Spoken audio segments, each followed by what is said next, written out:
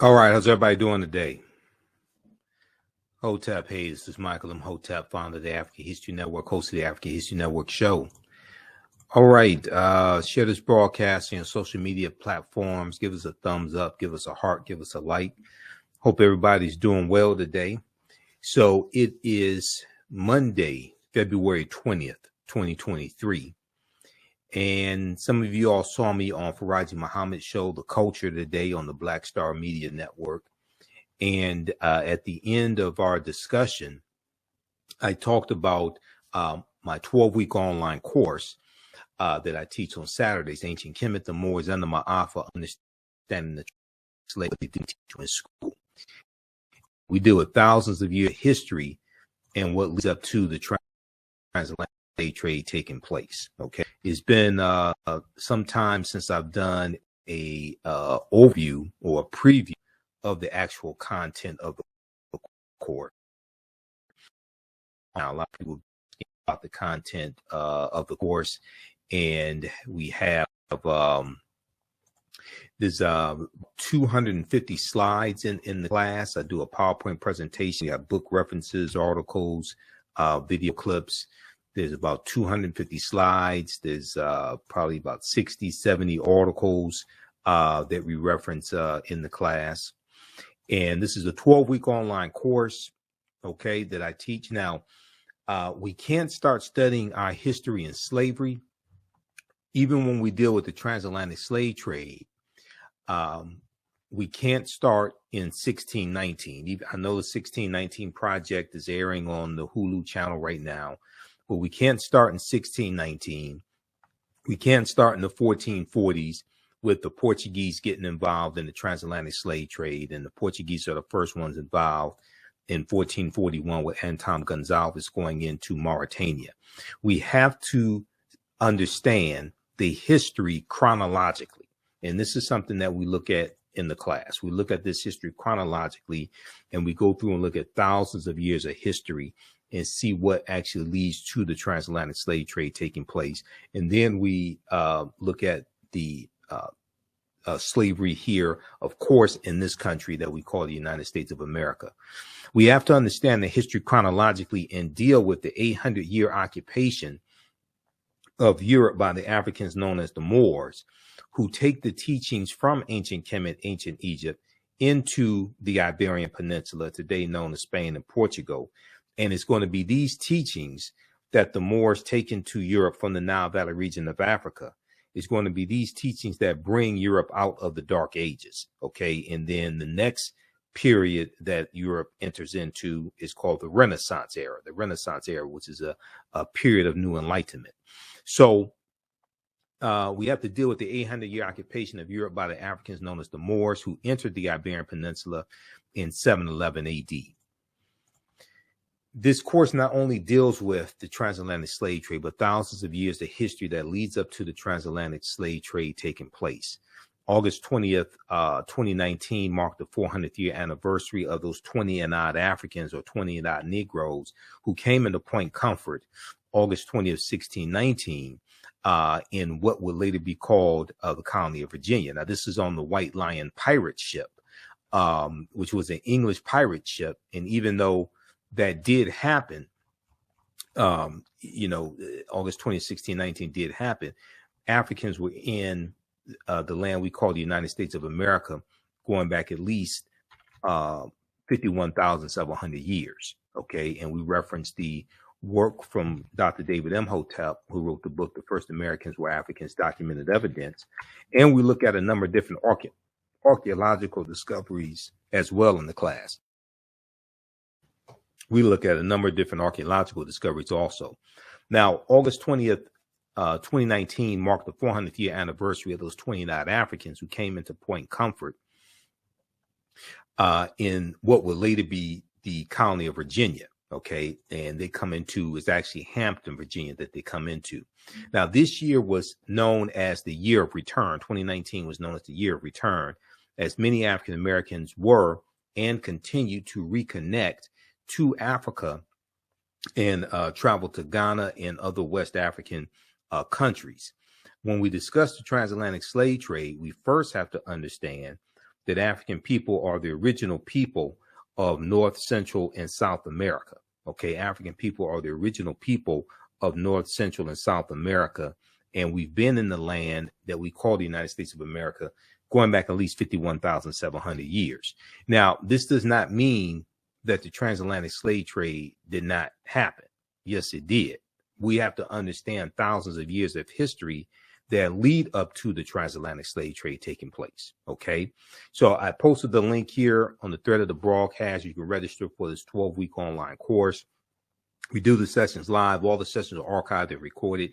You don't have to worry about not being in class while the session is going on or anything like that.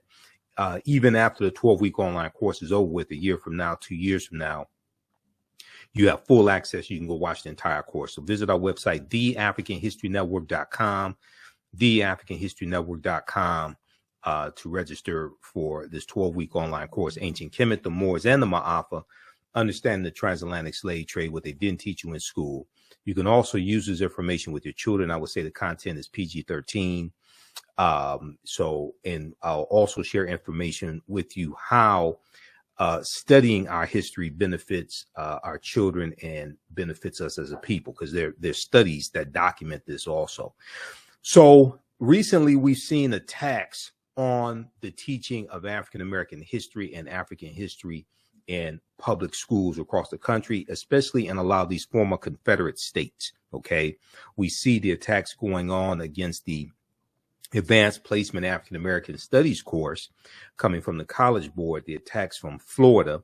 I talked about this on the African History Network show on Sunday, February 19th, and I've been talking about this probably going back at least a month now, going back to January of 2023. College Board hits back at Florida's initial rejection of AP African American Studies course and admits it made mistakes in rollout.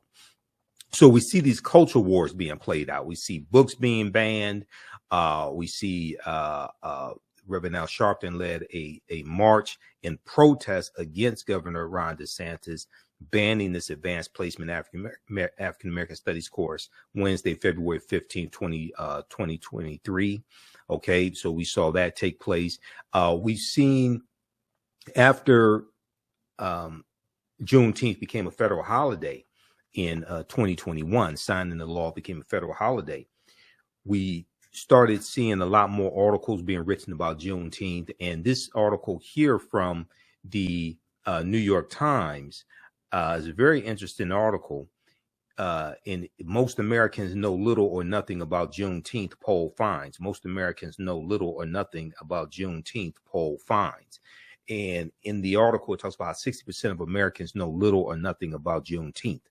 And be quite honest with you, a lot of the information that's floating around about Juneteenth, a lot of that is inaccurate. It wasn't the last day of slavery.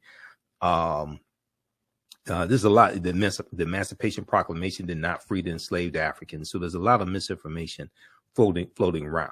We see attacks on teaching. We see attacks on having Black History Month in schools also because of these anti-critical race theory laws.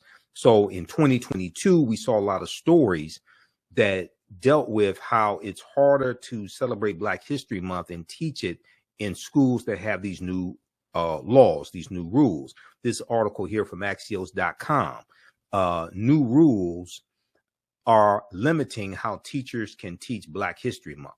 New rules are limiting how teachers can teach Black History Month. And then we see stories about what I call slave lessons gone wrong, or stories about slavery gone wrong. This is an article from the USA Today, mock slave auctions, racist lessons, how U.S. history class often traumatizes, dehumanizes Black students. Okay, so you have this article here that's from 2021, and then this one, Republican state lawmakers want to punish schools that teach the 1619 Project. So we see these attacks on the 1619 Project. We see these attacks on teaching African American history, African history, etc. And a lot of this has to do with white fear. A lot of this has to do with the fear of the browning of America. Okay, which is why us understanding our history is so critical right now. Yes, it should be taught in every school across the country, as Dr. Carter G. Woodson, who created Negro History Week in 1926, as he correctly stated. Yes, it should be. But what we're dealing with is the fear of the browning of America, and the fear that some white people have that by the year 2043, white people will no longer be the majority population in this country. So if we look at this article here from June 20th, 2018 from the New York Times, fewer births than deaths among whites in majority of U.S. states. Okay. And in this article from the New York Times, it talks about how deaths now outnumber births among white people in more than half the states in the country. Demographers have found signaling what could be a faster than expected transition to a future in which whites are no longer a majority of the American population.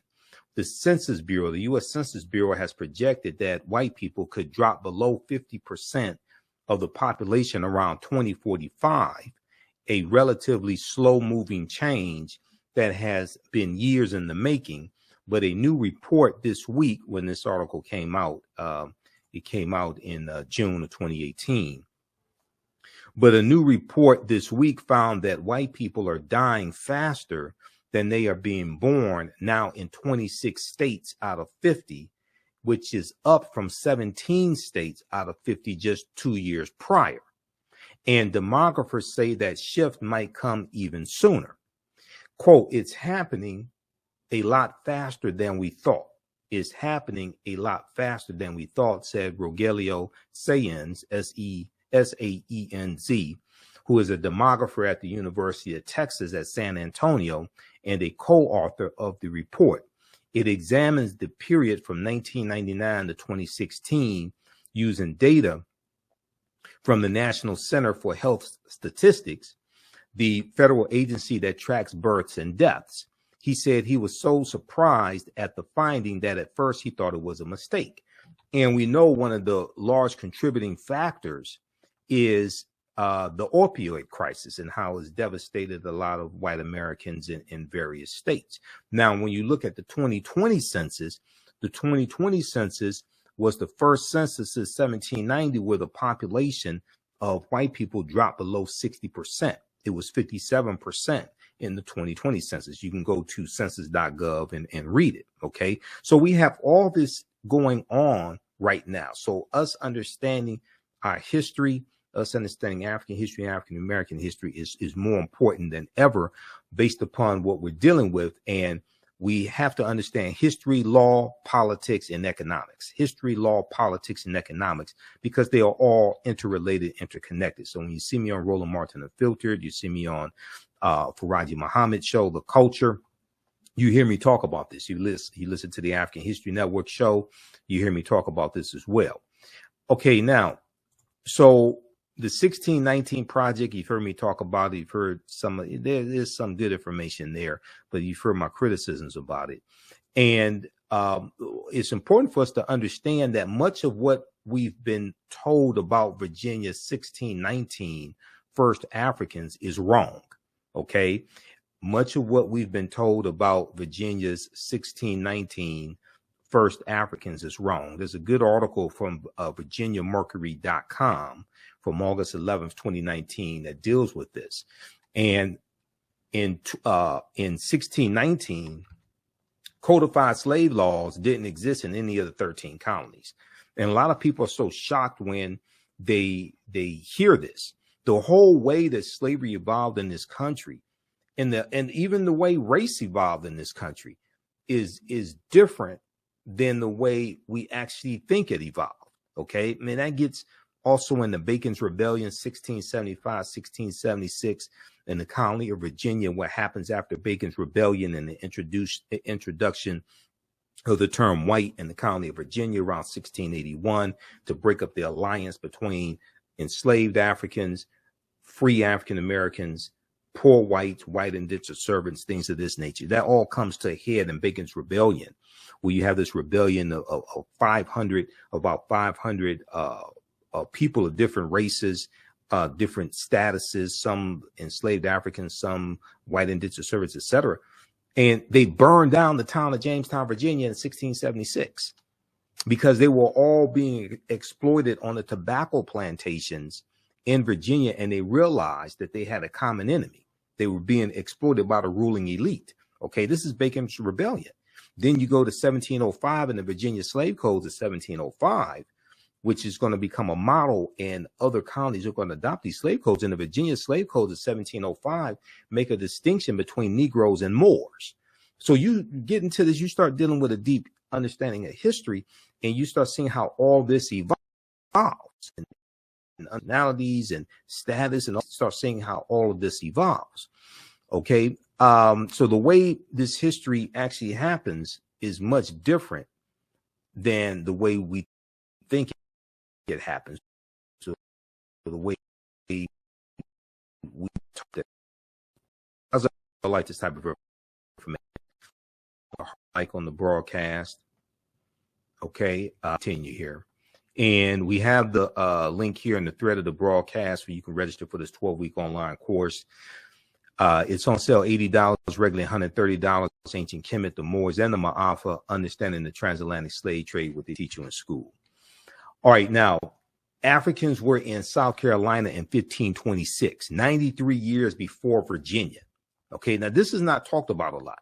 We focus on 1619, and I have to tell people, you know, they say we first came to these shores 1619. No, we were here thousands of years before that. But even if you just look during the transatlantic slave trade, the Spanish were taking Africans into the territory we call South Carolina in 1526. Okay, now this is something we deal with all this in the class because we go through and look at this history chronologically. So these are all slides from the course that I teach, that I put together.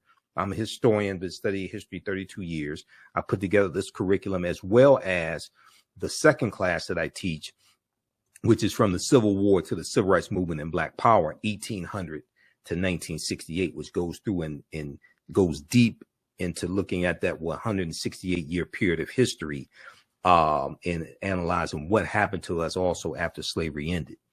Okay, now before 1619, there was 1526, the mystery of the first enslaved Africans in what became the United States. There's a good article from Washington Post, September 7th, 2019, September 7th, 2019, that deals with this history.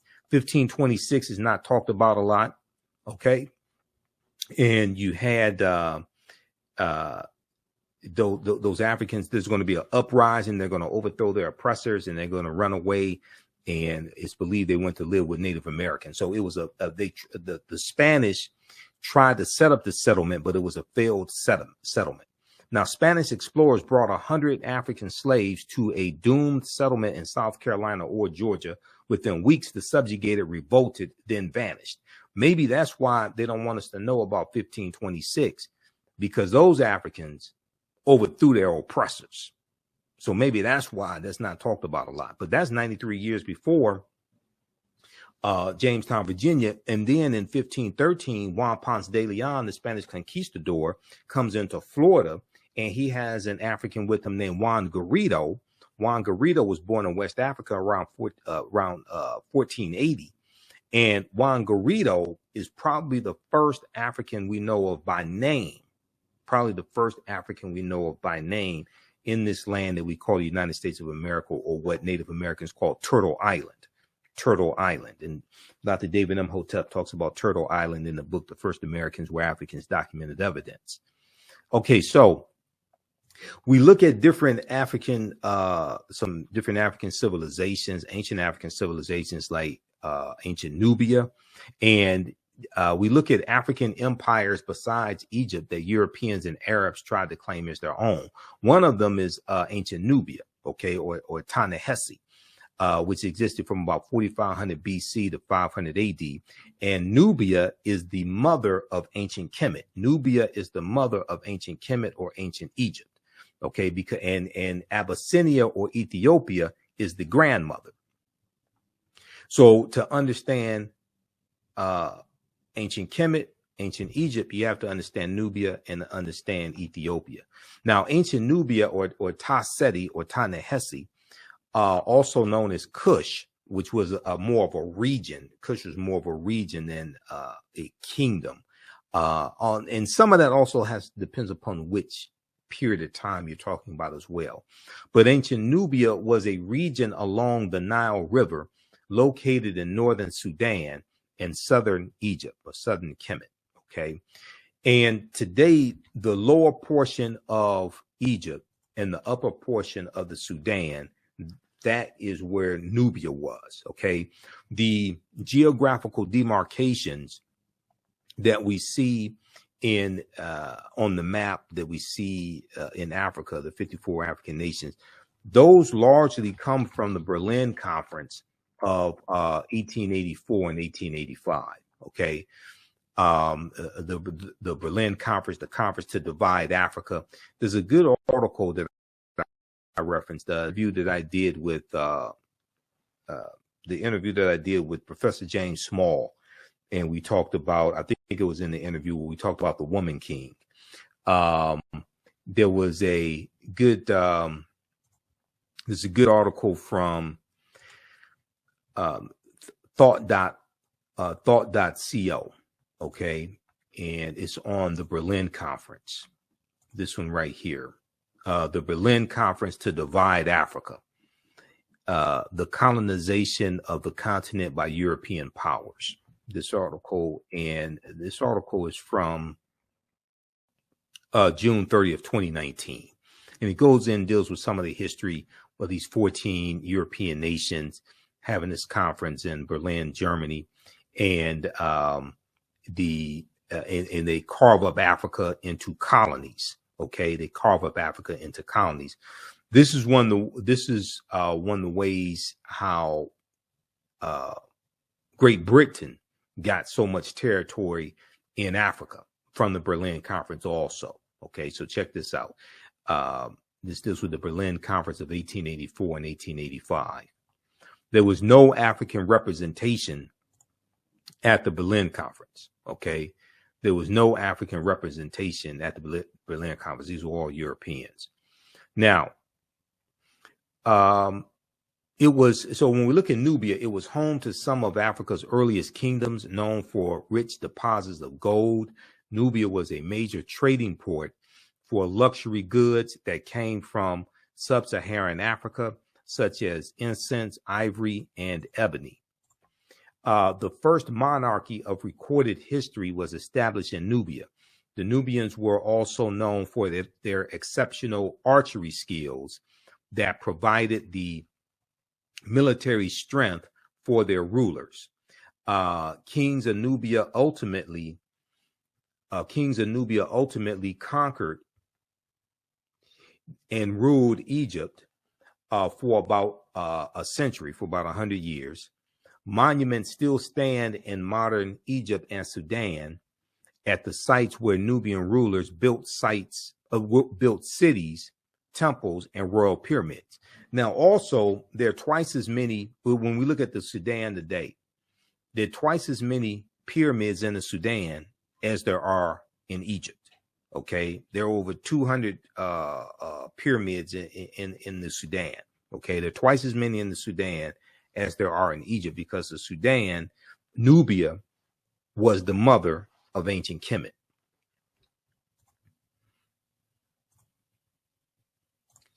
Okay, now in the 1800s, the Western world's interest in Nubia was awakened by the rediscovery of the ancient empire's monuments, which were reported almost simultaneously by individual British, French, and American explorers. Many of them found it difficult to credit indigenous Africans for building such a civilization. So they tried to say that the Nubians were white as well, just like they tried to say that the ancient Egyptians were white, or some of them said that, some of the archaeologists said the ancient Egyptians were brown skinned Caucasians or something like this, or they tried to say they were Semites, anything but black Africans. They could not admit that these were Negroes. Okay, they could not admit that these were black Africans. They had to be Semites. They had to be brown-skinned Caucasians, biracial, triracial, something like that. All right, in this this clip right here, you have a scientist, a white scientist, disappointed when he finds out that ancient Egyptian pharaohs were Black Africans. They did the scientific analysis, and he had to admit that they were Black Africans. He was disappointed when it happened. This was from this clip was from the History Channel, and we actually posted this on our Facebook fan page, the African History Network. He got thousands of likes and went viral. Now, during the 1840s, German Egyptologist Carl Richard Lepsius, Lepsius, asserted confidently that the Greek term Ethiopian, when referring to ancient civilized people of Kush, did not apply to Negroes, but was used to describe the reddish-skinned people closely related to the Egyptians who belonged to the Caucasian race. Okay, they do whatever they can to discredit it. They don't want to admit these are Black Africans. Now, Nubia was the first recorded monarch in history. Ancient Egypt is the first major civilization in Africa for which records are abundant. It was not, however, Africa's first kingdom.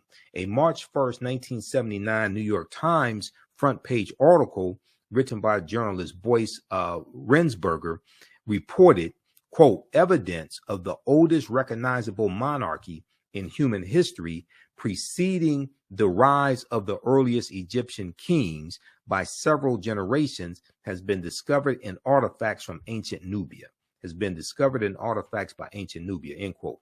Now, the artifacts including hundreds of fragments of pottery, jewelry, stone vessels, and ceremonial objects such as incense burners were initially recovered from the Cusco Cemetery by Keith C. Seal, a professor at the University of Chicago. Okay, so then we look at the Punic Wars, and we look at civilizations like Carthage and the Carthaginians and their fight against the Romans in the three Punic Wars as well. Now, we know Carthage is in North Africa. It's in the area that today is Tunisia. We look at Hannibal Barca, okay, who was a Carthaginian, one of the greatest military strategists in history. He became a general at the age of 26. So we go through and look at that and the Punic Wars and their fight against Rome. We look at the Battle of Cannae, 216 BC, where Hannibal Barca defeats the Roman army, and the Roman army, they lose about 70,000 soldiers in one day. Is looked at one of the greatest military victories in history. We know that Carthage is going to exist from 816 BCE, before the Common Era, or BC, to 146 BC. Carthage is going to be destroyed by Rome in 146 BC. And you also deal with Publius Cornelius Scipio Africanus in the Second Punic War. And after the Battle of Zama in 202 BC, when Publius Cornelius Scipio Africanus defeats Hannibal Barca, is going to be was Publius Cornelius Scipio at this point, is going to be after the Battle of Zama that Scipio takes the surname Africanus. Africa was not named after Publius Cornelius Scipio Africanus. He took his surname after the Battle of Zama in 202 BC. And I go through and we deal with linguistics and understand language in the class also, because Africa is a Latin word. Ca is a Latin suffix denoting land. The prefix Afri refers to the Afri, who are a group of Black African people in Algeria and Tunisia. That area where Tunisia used to be called Carthage. Okay, so in Africa means land of the Afri. Okay, it's not named after a Roman general. Africa was not named after a Roman general at all. So as you get deep into the history, then you start studying language and seeing how it relates to history. And a lot of these myths that are being pushed fall apart. Carthage was founded in the 9th century BCE, before the Common Era, on the Gulf of Tunis. From the 6th century BCE onwards, it developed into a great trading empire covering much of the Mediterranean and was home to a brilliant civilization. In the course of the long Punic Wars from 264 BCE to 146 BC, Carthage occupied some of Rome's territories before finally being destroyed by its rival in 146 BCE. Now, in his book, World's Great Men of Color, Volume 1, history scholar J.A. Rogers asserts that the Carthaginians were descendants of the Phoenicians, a Negroid people, and that, in fact, until the rise of the doctrine of white superiority. Now, this is extremely important because on the History Channel in 2016, they had a series called Barbarians Rising, and I watched it, Barbarians Rising, and it dealt with 700 years of invasions in the Roman Empire, okay, leading to the fall of the Roman Empire in 476 AD, when the western portion, I should say the fall of the western portion of the Roman Empire, 476 AD, when the Vandals and the Visigoths crushed the western portion of the Roman Empire. Okay, so you had Nicholas Pennock, this actor Nicholas Pennock, portraying Hannibal Barca because Hannibal was an African man. And you had white people, some white people on social media, not all of them. You had some white people losing their minds saying that the History Channel was lying and that Hannibal was white and the Carthaginians were white, things of this nature. This is because of these lies that have been told. And Carthage is one of those African empires that Europeans tried to claim as their own. No, these were Black African people. These are descendants of the Phoenicians. Okay, so J.A. Rogers in World's Great Men of Color, Volume 1, said that the Carthaginians were descendants of the Phoenicians, a Negroid people, and that, in fact, until the rise of the doctrine of white superiority, Hannibal Barca was traditionally known as a Black man. Now, some people may be confused. They may be thinking about Hannibal on the A-Team with B.A. Baracus and the Face Man and Murdoch or something like that. They may be thinking of George Papard as Hannibal, or they may be thinking of Hannibal Lecter or something. No, but no, Hannibal Barca was Black African. He was not a European. Okay, now today, many encyclopedias classify the Carthaginians as whites or Semites, but ancient Greek and Roman eyewitness accounts paint a different picture. The indigenous peoples of Carthage were called the Afirs, A-F-E-R-S, the Afirs. Ancient Roman poet Virgil, in his poem Mortem, speaks of a woman from the Afir or Afra race, okay, of the Afar, from the Afir, A-F-E-R, Afar or Afra race, A-F-R-A, and he says of her, and all her figure proves her native land. Her hair was curly, thick her lips, and dark her color. Now, in Library of History book 20, Greek historian Diodorus mentions a Greek lieutenant named Agathocles who defeated a people in the area of present-day Tunisia in North Africa, present-day Tunisia, who were the same hue as the Ethiopians. Now, yes, Europeans also try to say that Ethiopians were white. And when Emperor Menelik II defeated the Italians at the Battle of Adwa in March of 1896, the Italians told the world that the Ethiopians were white because they didn't want the world to know that they were defeated by these African people. So when you go research the Battle of Adwa, March 1896, you see that the Italians were embarrassed. So they lied and said the Ethiopians were white. And, you know, some years ago when I was doing research on the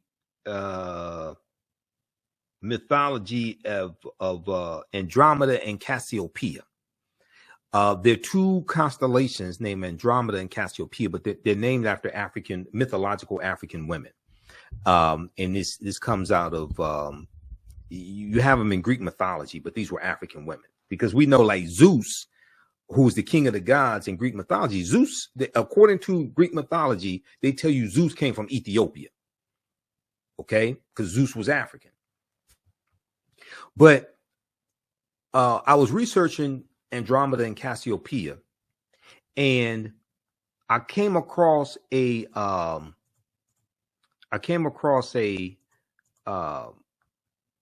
painting that dealt with this mythology, and the painting depicted the king of Ethiopia as being a Greek, as being European, and it was showing the people in the painting as being European. And it was depicting Andromeda, Cassiopeia, things like this as Europeans. So I'm sitting there looking at this painting. It was a picture of the painting online. I'm looking at this. So I called Professor Kaba Hiawatha Kamene. Professor Kaba, some of you have seen or heard some of the interviews I've done with Professor Kaba. He's in the Hidden Colors documentaries. We're in the Black Friday documentaries together. And I said, look, I said, I'm doing research on the mythology of Andromeda and Cassiopeia. And I came across this painting that depicts the king of Ethiopia as being white. I said, when did the Greeks conquer Ethiopia? I don't remember that. He said they didn't. He said they didn't. They just conquered them in the artwork. So if you come across this painting and you see the king of Ethiopia depicted as a European, and you see Andromeda and Cassiopeia depicted as Europeans, then either one, you think the ancient Ethiopians were white, or you'll think that the Greeks conquered the Ethiopians. And both of them are wrong. But this deals with the colonization of mythology, the colonization of image. And as J.A. Rogers said in World's Great Men of Color, okay, the Carthaginians were descendants of the Phoenicians, a Negroid people, and that, in fact, until the rise of the doctrine of white superiority, Hannibal Barca was traditionally known as a black man, because as you have a rise in European powers, you have a rise in white superiority. You have Europeans who reinterpret a lot of these mythological images and religious images. So we know that they were worshiping the Black Madonna Child, okay, all throughout Europe. And there are over 300 images of the Black Madonna Child in France. France probably has the most number of images, paintings and statues and things like this of the Black Madonna Child. And this was being worshipped even before the African Moors go into Europe, because this comes from Asar, Aset, and Heru, who the Greeks called Osiris, Isis, and Horus. This gets into a deep history, which takes you right back to ancient Africa and takes you back to the Nile Valley region of Africa.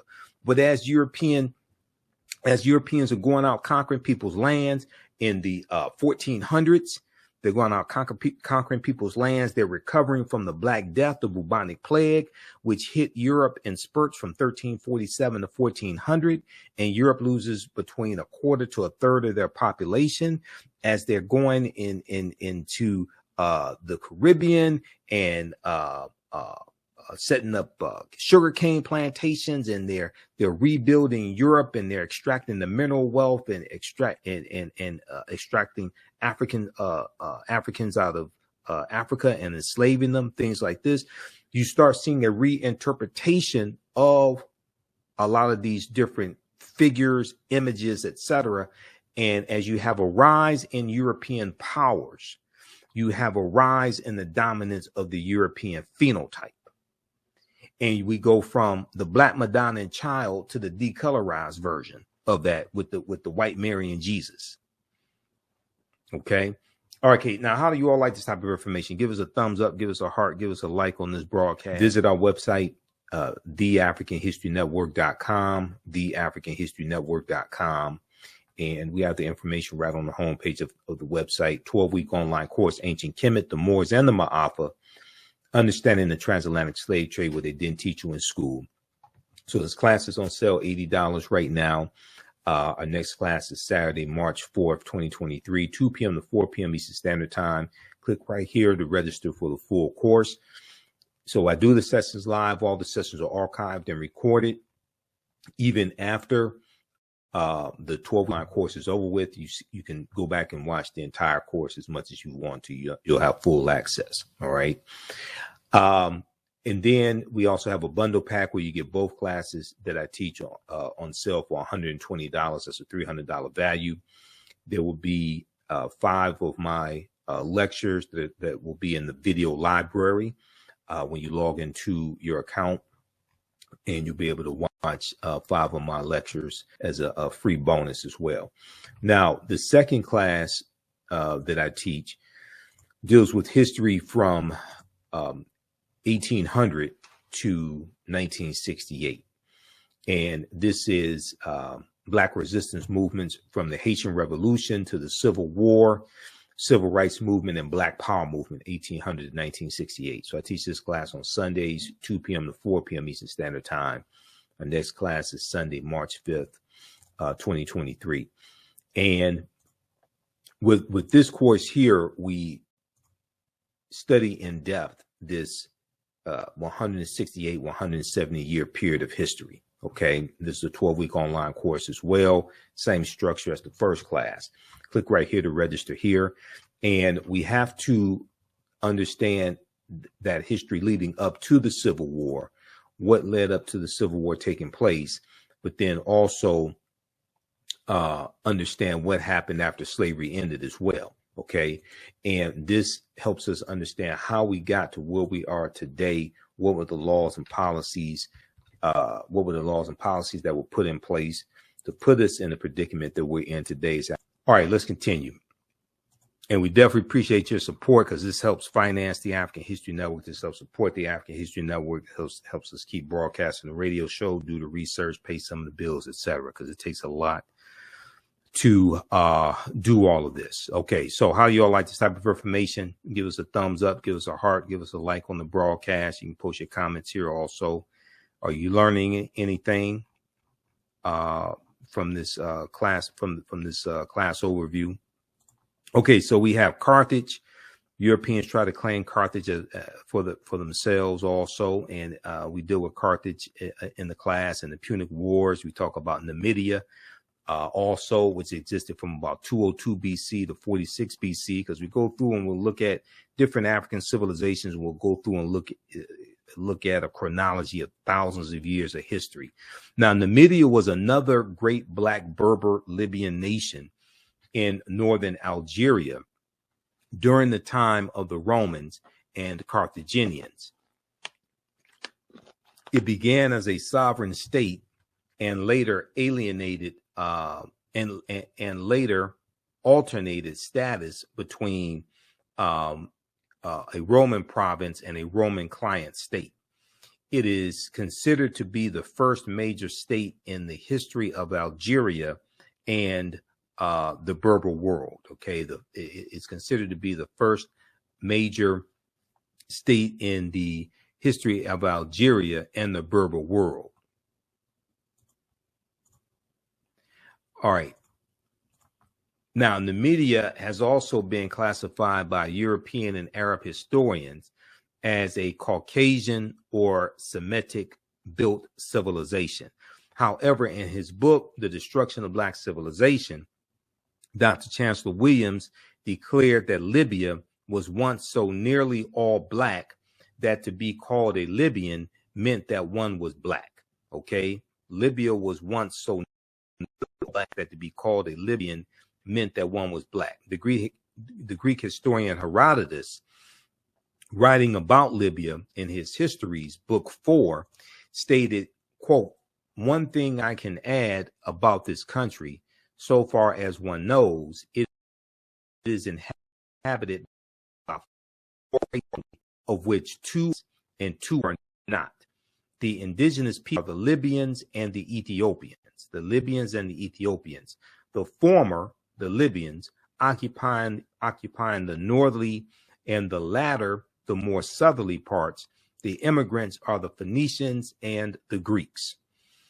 Now, one of the most famous Berber Moors of the Roman times was Massinissa, the king of Numidia, who assisted the Romans against the Carthaginians during the Punic Wars. Okay, so he teamed up with the Romans to help defeat the Carthaginians. And when you study Hannibal Barca and the Punic Wars, you read about the Numidians siding with the Romans. Okay, all right, now evidence that proves that African people sailed to the Americas long before Columbus. There's a good article from the AtlantaBlackStar.com that deals with this history. And we deal with, there's about 60 or 70 articles that we reference in the class. There's 7 books that we reference also in the course. You don't have to buy any of these books to follow along. I use the books as reference, and we scan the pages and show you the text on the screen. But we can look at from Christopher Columbus himself, because Columbus kept a diary. According to renowned American historian and linguist Leo Weiner of Harvard University, one of the strongest pieces of evidence to support the fact that African people or Black people sailed to America before Christopher Columbus was a journal entry from Columbus himself. In Leo Weiner's book, Africa and the Discovery of America,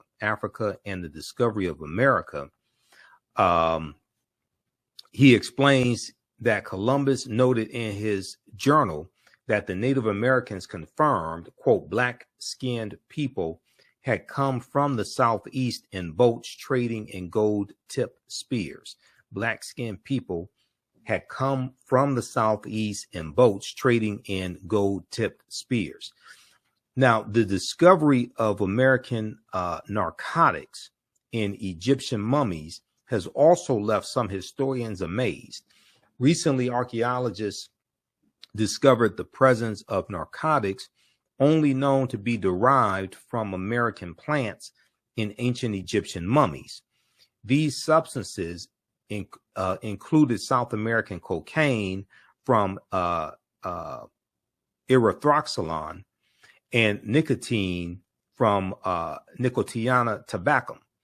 German toxicologist Svelta Balabanova reported the findings, which suggest that such compounds made their way to Africa through transatlantic trade that would predate Christopher Columbus' arrival by thousands of years. Now, we know Columbus never came to the land we call the United States of America. The closest he comes here is 90 miles away, but he's in the Caribbean. He's in Central America. So he's in the Americas, but he never comes to the land we call the United States of America. Now, if we look at Egyptian artifacts in North America, for years, Eurocentric archaeologists have largely turned a blind eye when it came to the discovery of artifacts from ancient Egypt being discovered in the Americas. According to my friend, Dr. David Imhotep, the author of the book, The First Americans Were Africans, Documented Evidence, quote, Egyptian artifacts found across North America, from the Algonquin writings on the East Coast to the artifacts and Egyptian place names in the Grand Canyon, end quote, are all signs of an early arrival in the Americas by Africans. This is also paired with a much earlier account of Black people with incredible skills at sea, seafaring, sailing. Now, back in 445 BC, the Greek historian Herodotus wrote of King Ramses III leading a team of Africans at sea with astounding seafaring and navigational skills. Together, both accounts would point to African sailing over to the New World before Columbus. So we deal with the Olmec heads in Mexico, in Central America, and who were the Olmecs. Also, we go through, once again, we go throughout thousands of years of history, look at these different civilizations. Dr. David Imhotep in The First Americans Were Africans talks about the Mandinka Egyptian Olmec connection. He said, quote, a major ethnic group among the ancient Egyptian Nubians were the Manding people, an original Niger Congo homeland in the general vicinity of the Upper Nile Valley is probably as good a hypothesis as for the origin of the Manding. The Proto-Manding migration had to have taken place during the African Aqualithic period.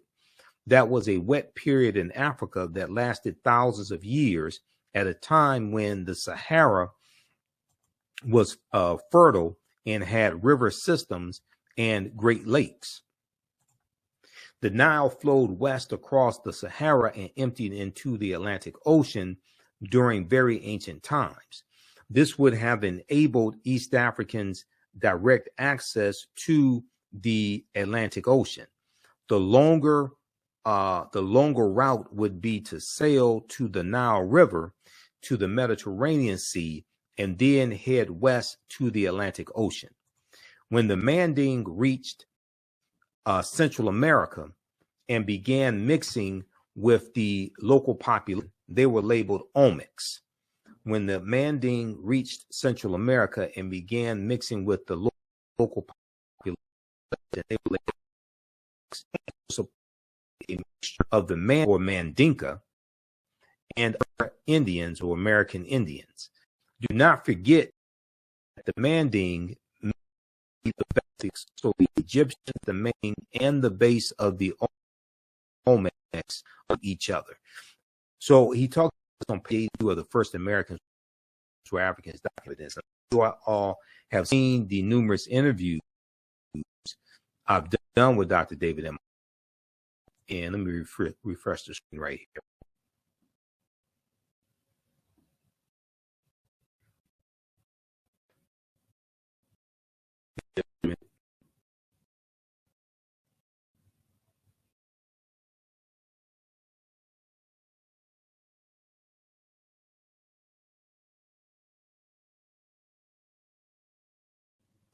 Okay, we're back. I had to refresh the screen there.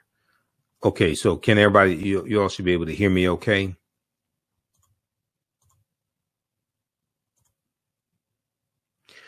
All right, so when the Manding reached Central America and began mixing with the local population, they were labeled Olmecs.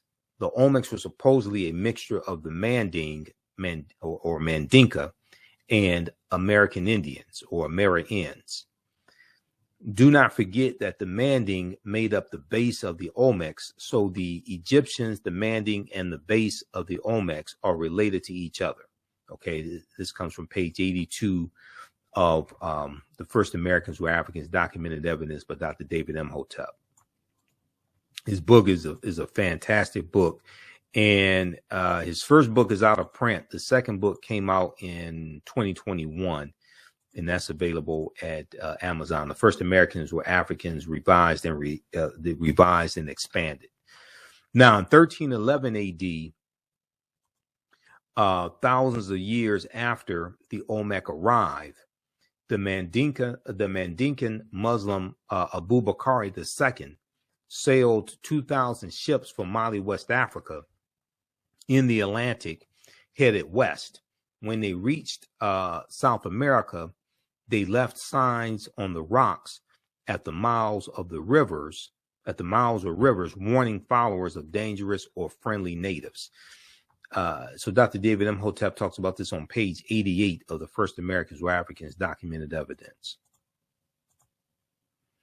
There's also a good article from face-to-faceafrica.com called Way Before Columbus, Ancient Malayans Sailed to the Americas in 1311 AD, Common Era, face-to-faceafrica.com from December 5th, 2018. In this article, It says, according to a number of sources, Abubakar II, Mansa, which means king, Mansa of the Mali Empire in the 14th century, led Malayan sailors to the Americas, specifically present-day Brazil, almost 200 years before Christopher Columbus arrived. Abubakar II ruled what was arguably the richest and largest empire on earth, covering nearly all of West Africa.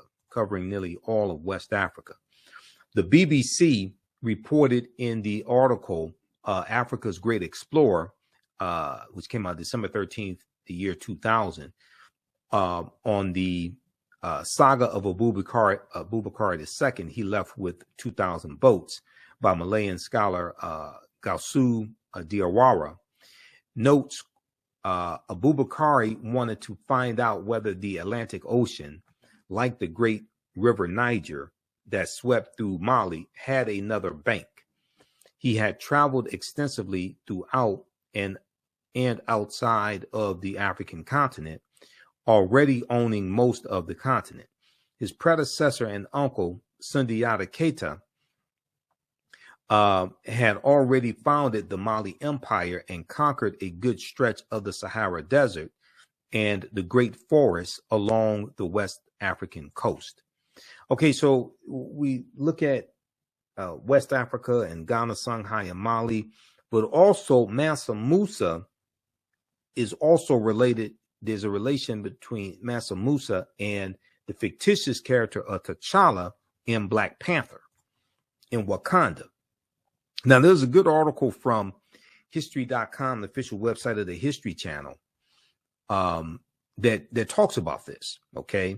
Because we deal with the film Black Panther in the course, because Black Panther relates to African history, African culture, African language, African spiritual systems. There are 11 different African cultures that are infused into the film Black Panther. Ruth Carter, who was the costume designer, she studied African cultures for 6 months. Okay, Ruth Carter, who won an Oscar for her costume designing for the film Black Panther.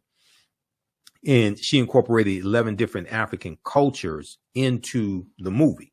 Okay, so this article here talks about, from the history.com, it says, in the vast fictional universe of Marvel Comics, T'Challa, better known as Black Panther, is not only king of Wakanda, he's also the richest superhero of them all. And although the title of wealthiest person alive involves a tug of war between billionaire CEOs, the wealthiest person in history, Mansa Musa, has more in common with Marvel's first black superhero. Mansa Musa became ruler of the Mali Empire in 1312 Common Era, or AD, taking the throne after his predecessor, Abubakar II, for whom he'd serve as deputy, went missing on a voyage he took by sea to find the edge of the Atlantic Ocean.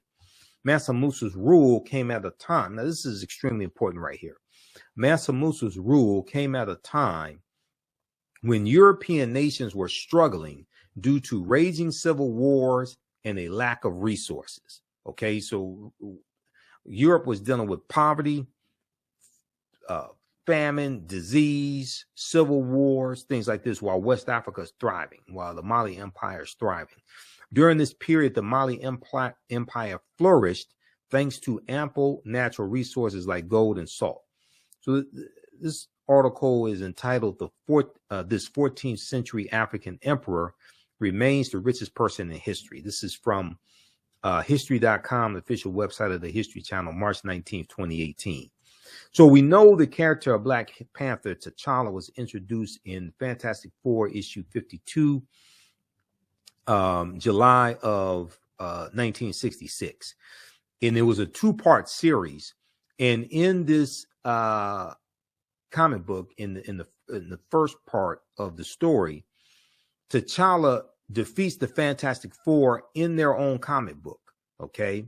And this was the first time we saw like an African superhero like this, or a black superhero like this. And he talks about at the end of issue 52, as you see, hereditary chieftain of the Wakandans, of the Wakandas, and perhaps the richest man in all the world,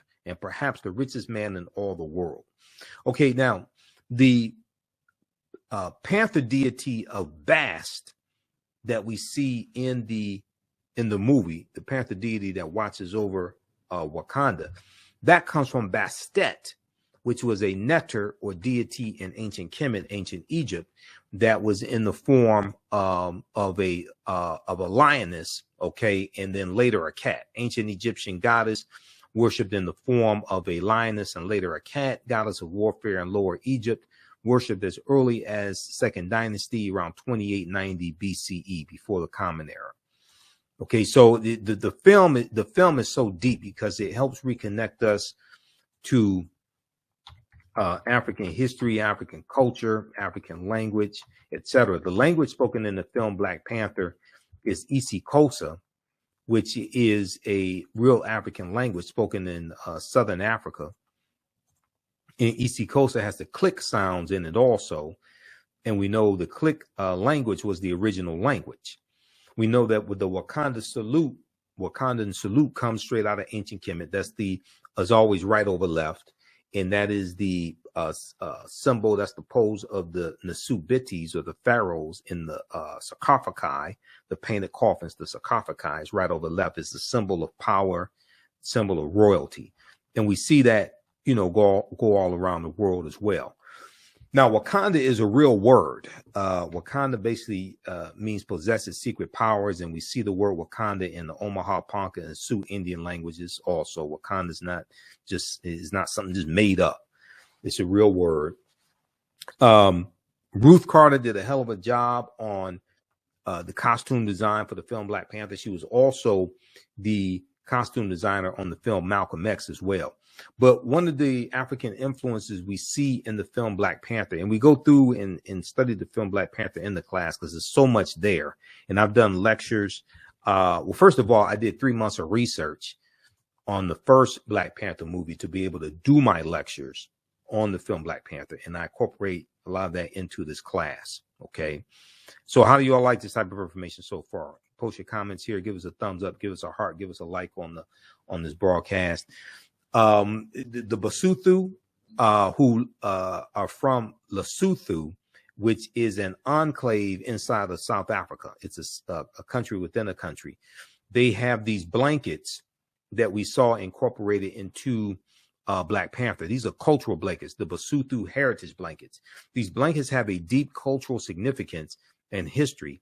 The world-renowned Basotho tribal blankets distinguish this nation from others by the way in which the blankets are worn as part of their everyday life. The designs have been developed over many years with the blessing of the Lesotho royal family. We also see the Ndebele of South Africa represented, also with the gold rings worn around the necks of the Dora Milaje. Okay. And then we see the Ovahimba of Namibia represented in the hairstyle of one of the elders when they are on the side of the mountain and they're watching the ritual combat that was taking place. So at the beginning of the movie, the ritual combat between T'Challa and M'Baku. Okay, that ritual combat comes straight from the comic book, and it takes place at what's called Warrior Falls. That's the name of that waterfalls. It's called Warrior Falls. That's straight out of the Black Panther comic book and Jungle Action comic book. And this is where the ritual combat takes place to determine who's going to sit on the throne of Wakanda. So we go through, and these are all different aspects of the course that I put together that we deal with. Okay, to better understand African history, to better understand ourselves, to better understand African American history. The hat that Angela Bassett's character, Queen Ramonda, who's actually T'Challa's stepmother, if you understand the storyline, because his birth mother dies a few days after he gives birth. That comes from South Africa. Okay, that flat disc hat is a Isicolo. Angela Bassett as Queen Mother Ramonda makes an entrance with a large disc headdress. In most of her scenes, she wears a smaller version of the hat, which Ruth Carter borrowed from Zulu culture. The Isicolo is a hat worn by married women and was traditionally shaped from grass fronds with cotton woven through. Their sizes and colors differ between clans, at times reaching a meter in diameter. For Black Panther, Ruth Carter had Ramonda's dramatic white Isicolo 3D printed according to an interview with Vanity Fair. And here's a picture of her with the Isicolo right here. Okay. All right. And then we know that the costumes of the Dora Milaje are inspired by the Maasai of Kenya. Okay. And the dress of the Maasai of Kenya and the colors from the Kenya as well, from the Maasai as well. The Dora Milaje with their deep red armor and tall spears look like Maasai warriors, which was the look that Ruth Carter was going for. The Maasai shuka is instantly recognizable as the red and blue checkered, sometimes with black, yellow, or green, but red is always the base color. And this is the shawl draped over the semi-nomadic Maasai. Okay, so there's so many African influences in the film Black Panther.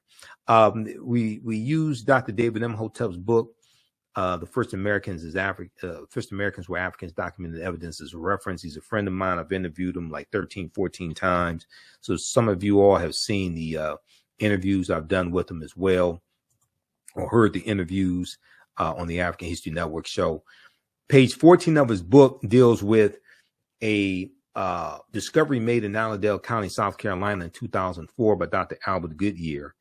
And they found 13 different types of evidence that thoroughly documented African presence in the Americas, dating back at least 51,700 years ago. They found artifacts, architecture, campsites, carvings, Egyptian writings, footprints in lava, genetic M174D haploid groups dealing with DNA and genetics, linguistics, paintings, skulls, skeletons, structures, and tools. They found 13 different types of evidence documenting an African presence in the land we call the United States of America, dating back at least 51,700 years ago. Now, his book is backed up by 713 footnotes and 7 peer-reviewed articles as well. And we know peer-reviewed articles is the height of academia. So these Africans were the Khoisan, who have the oldest DNA on the planet. They're the short-statured Africans. They go all around the world. They're the ancestors to the Ainu and Atwa, and they were here also. This is Dr. Albert Goodyear. He's a white archaeologist from the University of South Carolina. This article from ScienceDaily.com in November 18, 2004, entitled New Evidence Puts Man in North America 50,000 Years Ago. This talks about his discovery. Okay, ScienceDaily.com, they have all type of archaeological discoveries, scientific discoveries, etc. there. So the Khoisan, in an October 2012 genetic study published in Science magazine, it found that the Khoisan in Southern Africa are the oldest ethnic group of modern humans, the oldest ethnic group of modern humans, with their ancestral line originating about 100,000 years ago. The Khoisan, formerly called by the derogatory term Bushmen, are genetically unique, and no other currently known population has separated so early from our common modern human ancestor, according to the report. Now, here are a couple of Khoisan sisters, also a couple of Khoisan African women. Now, the Khoisan live mainly in southern Africa in territories spanning Botswana, Namibia, Angola, Zambia, Zimbabwe, and South Africa. They are largely divided into two groups: hunters and gatherers, known as the Sans people, and keepers of the livestock, known as the Khoikhoi. The Khoisan languages include the distinctive click sounds that aren't found in the languages of their neighbors. There's a good article from AtlantaBlackStar.com called 5 Ethnic Groups That Prove the First Humans Were Black. Okay, so when we look at this land historically, there were 1 million mounds in this land. And yes, Native Americans built some of those mounds, but Africans also built them as well. At least 10,000 years ago, during the African Aqualithic period, the mound builders of Africa, the Proto-Manding, were building habitation mounds to live upon even before the Manding built their mounds along the Niger River. These Proto-Saharan people also built dams, boats, and mounds to escape the waters in case of flooding. There are also large erections formerly called Native American mounds, now known to be African mounds, that are shaped like pyramids that are found across North America. The largest ones surviving today are in the Mississippi Valley. The largest of all was the Cahokia Mound, that's in East Illinois, Cahokia, near the area where the Mississippi and Missouri rivers converge. Now, Cyrus Thomas, director of the Eastern Mound Division of the Smithsonian Institute's Bureau of Ethnology in 1881, said, quote, distinct from the American Indians, there was a race of mound builders in America distinct from the American Indians. Now, there were 1 million, end quote, there were 1 million Indian mounds in North America. Today, there are only about 100,000. If you read pages 71 through 74, the first Americans were Africans, documented evidence by Dr. David Imhotep. He talks about these mounds. So we go through and look at all this history. We look at this history chronologically, thousands of years of history. We also look at archaeological discovery. So in our class on Saturday, our next class on Saturday, we're going to look at some archaeological discoveries. Class 2 and 3 will look at archaeological discoveries. This is a big one that came out in June 2017 that blew everybody away. Visit our website, theafricanhistorynetwork.com, theafricanhistorynetwork.com. And we have the information right on the homepage of the website. 12-week online course, Ancient Kemet, the Moors, and the Ma'afa, Understanding the Transatlantic Slave Trade, what they didn't teach you in school. So this class is on sale, $80 right now. Our next class is Saturday, March 4th, 2023, 2 p.m. to 4 p.m. Eastern Standard Time. Click right here to register for the full course. So I do the sessions live. All the sessions are archived and recorded. Even after the 12-line course is over with, you can go back and watch the entire course as much as you want to. You'll have full access. All right. And then we also have a bundle pack where you get both classes that I teach on sale for $120. That's a $300 value. There will be 5 of my lectures that will be in the video library when you log into your account, and you'll be able to watch 5 of my lectures as a free bonus as well. Now, the second class that I teach deals with history from 1800 to 1968. And this is Black resistance movements from the Haitian Revolution to the Civil War, Civil Rights Movement, and Black Power Movement, 1800 to 1968. So I teach this class on Sundays, 2 p.m. to 4 p.m. Eastern Standard Time. Our next class is Sunday, March 5th, 2023. And with this course here, we study in depth this 168, 170 year period of history. Okay, this is a 12-week online course as well. Same structure as the first class. Click right here to register here. And we have to understand that history leading up to the Civil War, what led up to the Civil War taking place, but then also understand what happened after slavery ended as well. Okay, and this helps us understand how we got to where we are today. What were the laws and policies? What were the laws and policies that were put in place to put us in the predicament that we're in today? So this archaeological discovery came out and it blew away the archaeological world. We're older than we thought. New find pushes human origin back 100,000 years. This is from NBCnews.com. June 7th, 2017. June 7th, 2017. Modern humans evolved much earlier than previously thought, researchers reported on Wednesday. New discoveries at a rich site in Morocco show modern humans were hunting and probably cooking game animals 300,000 years ago. 100 have believed until now. Okay. Until now. So this is over 100,000 years earlier than the discovery in Ethiopia that dates back about 195,000 years ago. New discoveries and new dating methods show that, in fact, many of the bones belong to modern Homo sapiens, and they lived as far back as 300,000 or 350,000 years ago. The earliest previous Homo sapiens bones date back 195,000 years ago, and they're from clear across the continent in modern-day Ethiopia. Taken together, the findings show modern humans were dispersed across Africa long before anyone ever thought. So the deeper they dig, the blacker the planet gets, the more research they do, the older we get. And what these archaeological discoveries are showing is that all of this is much older than we actually thought. African people are older than we thought. We were migrating out of East Africa earlier than we thought. We were here in this land we call the United States of America much earlier than we thought. We did not first come here conquered and shackled and chained by Europeans. No, this was our land stolen from us.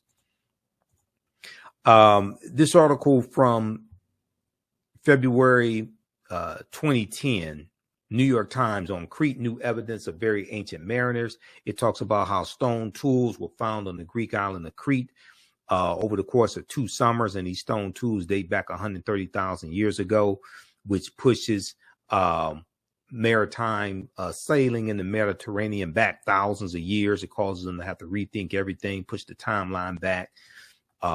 The deeper they dig, the blacker the planet gets, the more research they do, the older we get.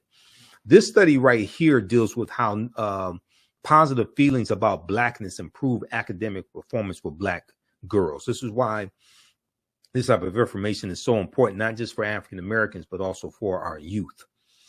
Believing that Black is beautiful, an important mantra of self-acceptance and self-love, could pay major dividends in school, a new study finds.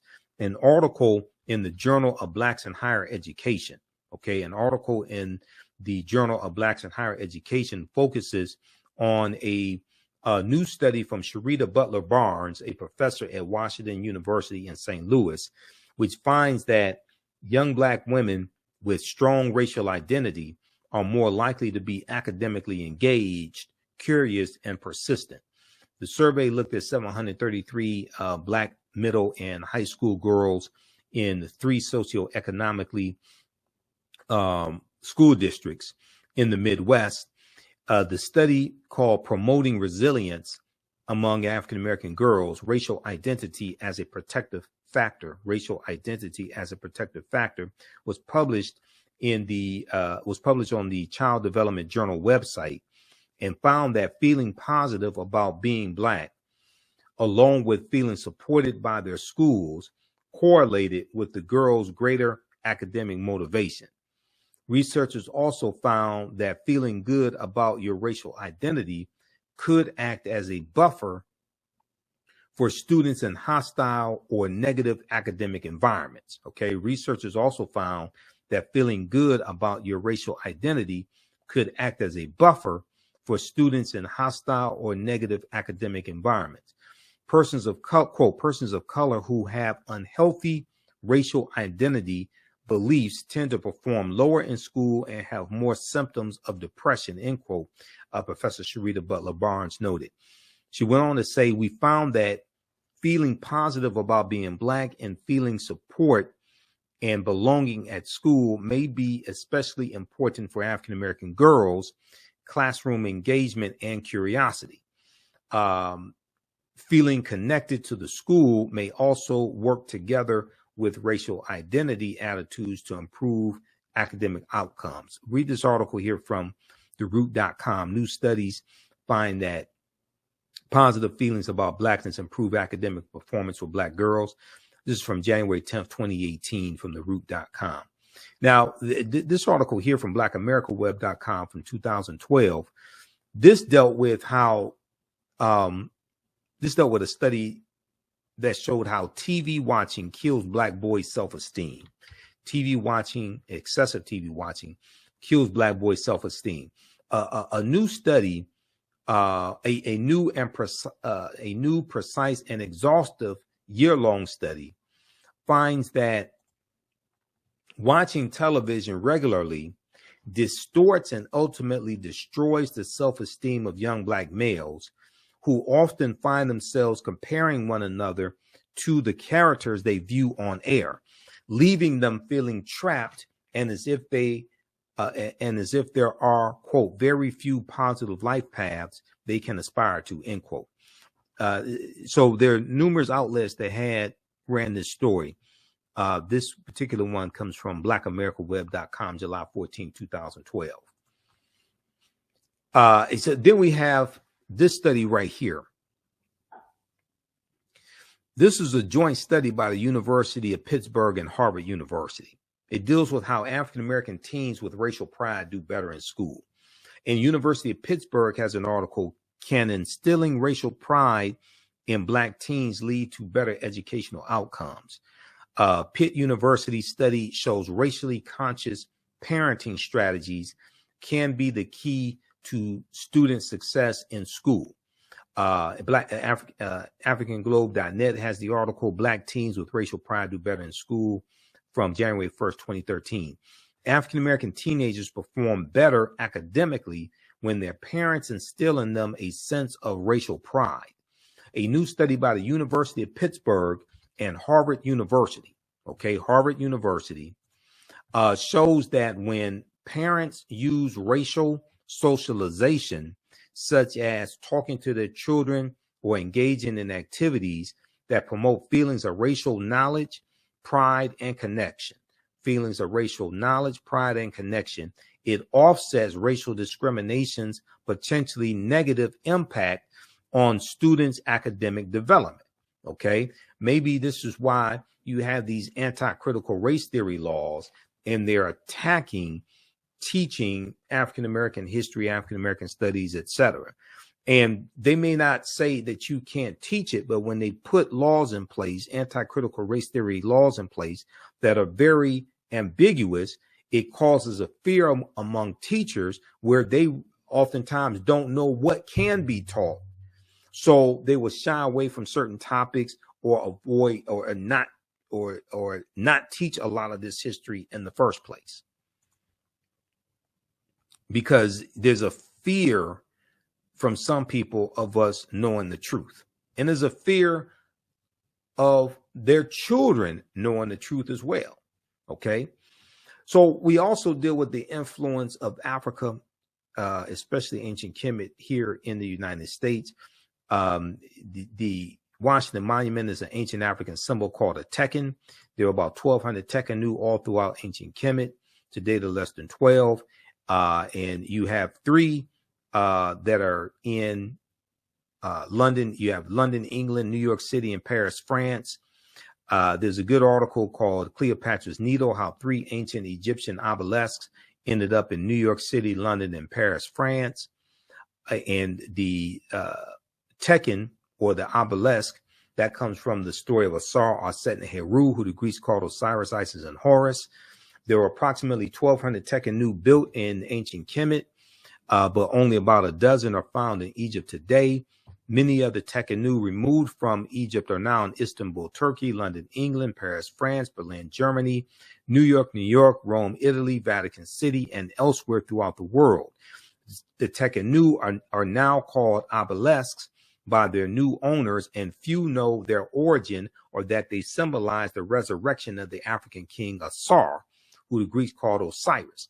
Tony Browder talks about this on page 17 of Egypt on the Potomac. This is one of the books we use in the class also. Once again, you don't have to buy any of these books, but we use them as reference. And I do scan the pages, so we show you the page on the screen. Now, the word Mason is derived from the Latin words mass and sun. Mason means child of light and expresses the desire to pursue light, which is a metaphor for the sun, which symbolizes knowledge. Okay, let's continue here, which symbolizes knowledge. So for eons, light was symbolized with knowledge and darkness was symbolized with ignorance. So when you talk about Europe being in the Dark Ages, it was referred to as a period of ignorance and raging civil wars and famine, things of this nature. All right, let's continue. Okay, so the term child of light or sons and daughters of light was first used to identify students who had completed 42 years of study in the temples of ancient Kemet. Many Masonic temples were modeled after the temples of Kemet, places where light or knowledge was imparted in a series of steps or degrees. So the concept of going to a liberal arts college, that comes out of ancient Africa as well. And George G.M. James talks about this in the book Stolen Legacy. And he talks about the 7 liberal arts and the concept of getting your credentials in going to an institution of higher learning and getting your credentials in a series of steps, in a series of degrees, associate's degree, bachelor's degree, master's degree, PhD. That comes out of the Nile Valley region of Africa also. Read Egypt on the Potomac by Tony Browder, pages 18 to 32. He talks about this. Now, Masonic temples are considered houses of learning or temples of learning.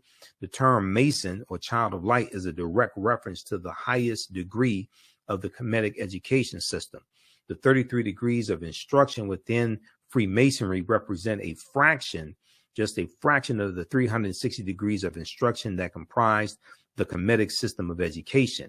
Yet with less than 10% of the wisdom of ancient Kemet, Freemasons have held positions of influence and power throughout the world for over 200 years. Okay, read page 33. So we also look at things like why is Christmas celebrated on December 25th, because nowhere in the biblical text does it state that Yeshua or Jesus was born on December 25th. We look at the origins of Santa Claus coming from Sinterklaas, which is celebrated amongst the Dutch and, you know, in the Netherlands, and they have the celebration of Sinterklaas and Zwarte Piet. Zwarte Piet means Black Pete, and Zwarte Piet was a Moor in this mythology. And they have the parade beginning in early November, going throughout the Netherlands, and they commemorate Sinterklaas and Zwarte Piet coming from Spain into the Netherlands. All right, coming from Spain. Well, Spain is where the Moors going in 711 AD, led by General Tariq ibn Ziyad, going to the Iberian Peninsula. Okay, so Spain is very important.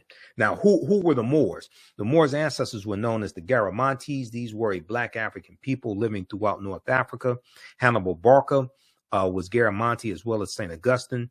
The Moors, according to George G.M. James in the book Stolen Legacy, were the custodians of the ancient Egyptian mystery system. These teachings will bring Europe out of the Dark Ages. These teachings will bring Europe out of the Dark Ages.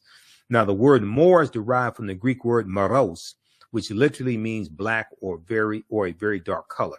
The Romans adopted this word and called them Mari, M-A-U-R-I, Mari. The Mari were a Northwest African people who were very dark-skinned.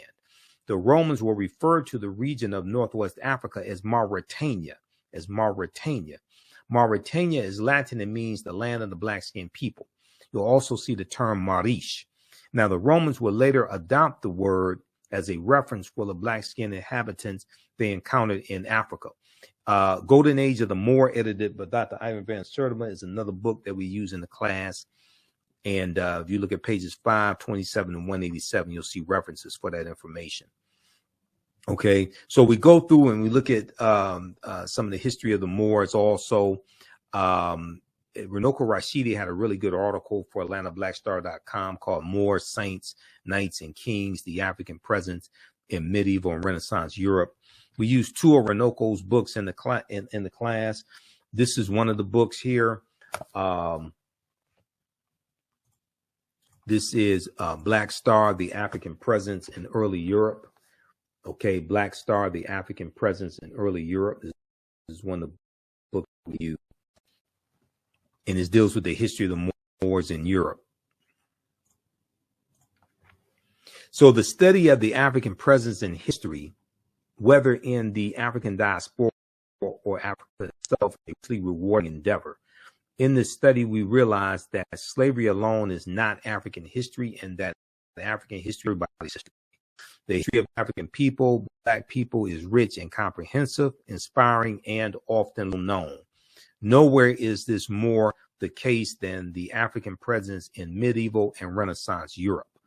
Now, according to the Oxford English Dictionary, the Moors, as early as the Middle Ages and as late as the 17th century, were, quote, commonly supposed to be Black or very swarthy, and hence the word is often used for Negro, end quote.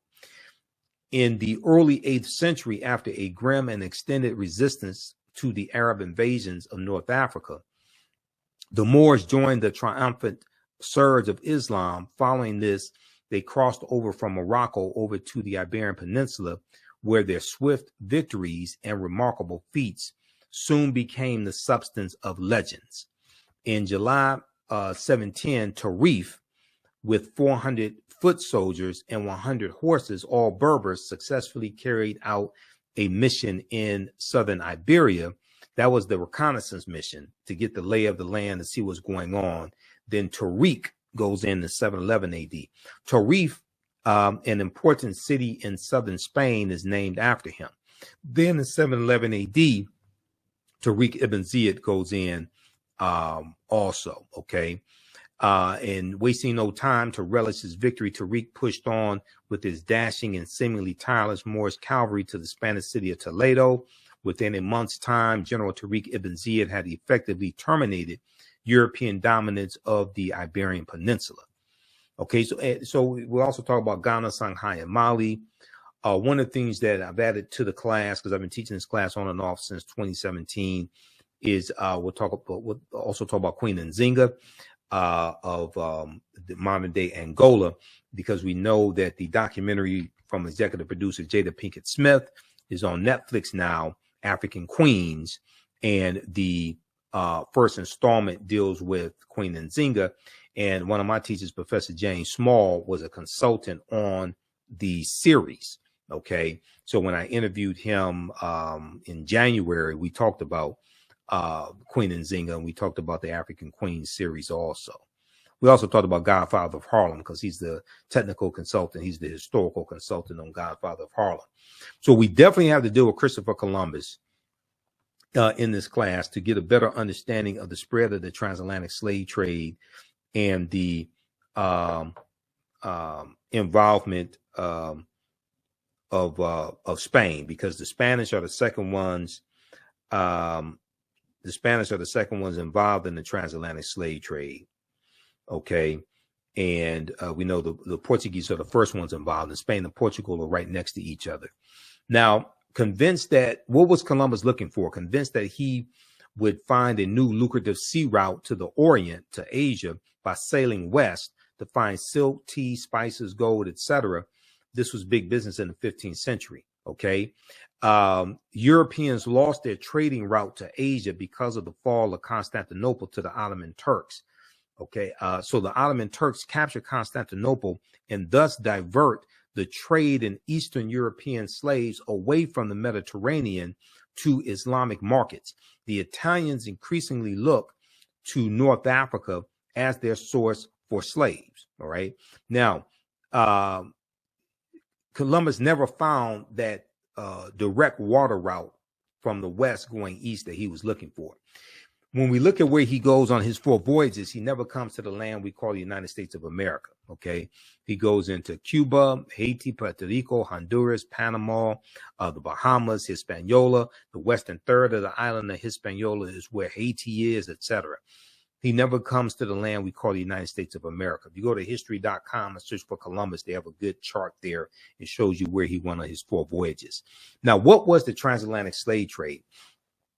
And how is this different from the slave trade? Now, the widespread enslavement of diverse peoples for economic, and political gain has played a fundamental role throughout human history in the development of nations. Ancient Greek and Roman societies operated by using slave labor, as did many European countries in the modern period.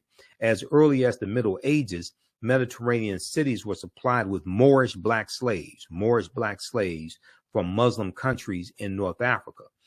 By comparison, the slave trade is a term which has grown to be associated specifically with the transatlantic trade or the triangular trade that spanned for centuries, roughly 50, it goes back to 1441, but some people put it at 1518 because that deals with the Asiento de Negros of August 1518, signed by King Charles V of Spain, which drastically expands the transatlantic slave trade and increases the need for enslaved African labor. This involved three continents, Europe, Africa, and the Americas, and was responsible for human suffering on an unprecedented scale. Now Brazil doesn't abolish slavery to 1888. 1865 is when it is abolished in the United States, but Cuba doesn't abolish it. Cuba abolishes it in 1886, and it's 1888 in Brazil. Now, slavery comes to the New World. African slaves were first brought to the New World shortly after the discovery by Christopher Columbus of the so-called New World. Legend has it that one slave was included in his original crew and that they could be found on Hispaniola, the island of Hispaniola, a site of present-day Haiti, as early as 1501. Upon his arrival in the Bahamas, Columbus himself captured 7 of the natives for their quote-unquote education, that's what he said, on his return to Spain. However, the slave trade proper only began in 1518 when the first African cargo direct from Africa landed in the West Indies. This is after the Asiento de Negros.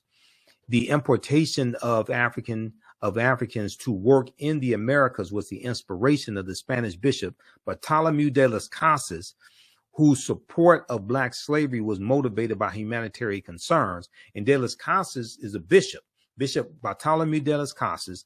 He travels on some of the voyages with Columbus. He keeps a diary and he documents the atrocities that Columbus inflicts on the indigenous people. And he said that Columbus was responsible for killing 12 million to 25 million indigenous people. Okay, so he's going to advocate that they stop enslaving Native Americans, try to save their souls. They suffered enough, and enslave African people, okay, and white people to a lesser extent. He argued that the enslavement of Africans and even some whites, proving that in the early period, slavery did not operate according to exclusive racial demarcations. He argued that this would save the indigenous American Indian populations, which were not only dying out, but engaging in large-scale resistance as they opposed their excessively harsh conditions. As a result, King Charles V of Spain agreed to the Asiento de Negros, or slave trading license of 1518, which later represented the most coveted prize in European wars, okay, as it gave to those who possessed it a monopoly in slave trafficking. And this drastically expands the transatlantic slave trade, okay? All right, now we know there are at least 262 skills, trades, and crafts that African people had in this country from 1619 to 1865. We were the anchor makers, artists, bakers, barrel makers, bartenders, basket makers, we dealt with decorative furnishing, we were jockeys, herb doctors, horse trainers, gardeners, brick makers, fishermen, engineers. The book of the Other Slaves, Mechanics, Artisans, and Craftsmen, 1978, by James Newton and Ronald Lewis, goes through and breaks this down. There were at least 262 skills, trades, and crafts that African people had in this country from 1619 to 1865. Okay, so this is just a sample of the type of information that we deal with in this 12-week online course that I teach. Ancient Kemet, the Moors, and the Ma'afa, understanding the transatlantic slave trade, what they didn't teach you in school. There's over 200 that we reference as well. Visit our website, theafricanhistorynetwork.com, theafricanhistorynetwork.com. And we have the information right on the homepage of the website. 12-week online course, Ancient Kemet, the Moors, and the Ma'afa, Understanding the Transatlantic Slave Trade, what they didn't teach you in school. So this class is on sale, $80 right now.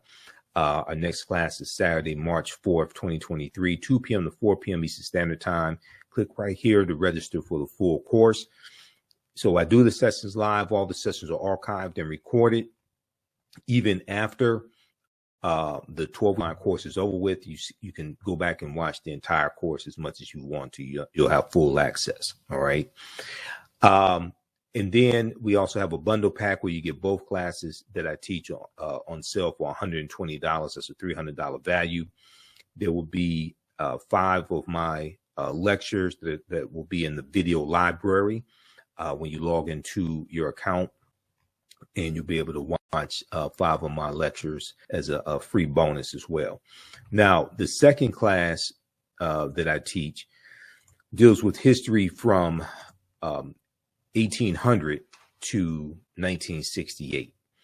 And this is Black resistance movements from the Haitian Revolution to the Civil War, Civil Rights Movement, and Black Power Movement, 1800 to 1968. So I teach this class on Sundays, 2 p.m. to 4 p.m. Eastern Standard Time. Our next class is Sunday, March 5th, 2023. And with this course here, we study in depth this 168, 170 year period of history. Okay, this is a 12-week online course as well. Same structure as the first class. Click right here to register here. And we have to understand that history leading up to the Civil War, what led up to the Civil War taking place, but then also understand what happened after slavery ended as well. Okay, and this helps us understand how we got to where we are today. What were the laws and policies?